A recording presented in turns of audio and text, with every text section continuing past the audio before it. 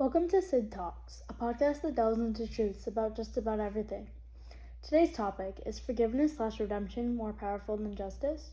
Since justice defends victims' rights, upholds social order, and acts as a deterrent against future wrongdoing, it emerges as a more powerful force than forgiveness in fostering societal stability and preventing misconduct.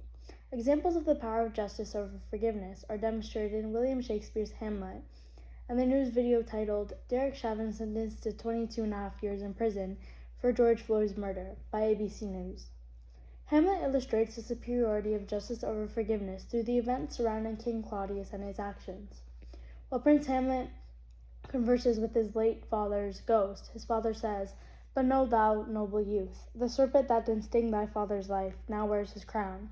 While it would be important for Hamlet to forgive his uncle, for the sake of Denmark's societal well-being, Claudius needs to face justice, as the king being a murderer is a risk not only to the safety of Denmark, but also those in close proximity to Claudius.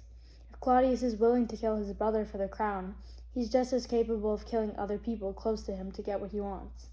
When Claudius does not face justice, but instead continues to run free, he plots a plan to kill Hamlet.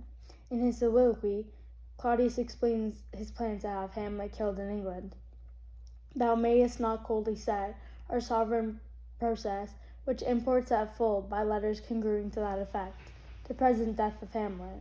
Claudius's attempt to kill Hamlet amplifies he is an extremely dangerous man who accepts murdering his relatives for the throne and must face justice for the safety of others. Similarly, the belief that justice is more powerful than forgiveness is exemplified by a recent event in 2020.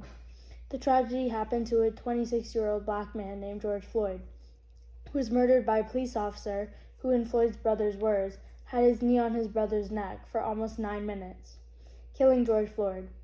This was not something George Floyd was deserving of or brought upon himself. The police officer's actions were purely based on racial prejudice towards Floyd.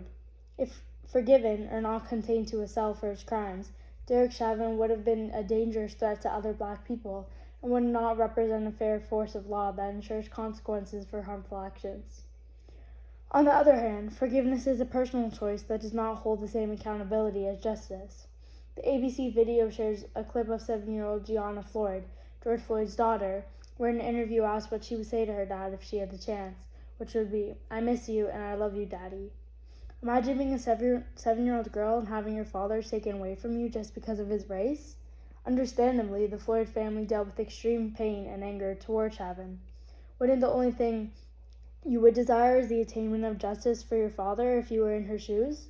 The criminal justice system holds the power and responsibility to hold Chauvin accountable and achieve a safer community overall, whereas forgiveness does not.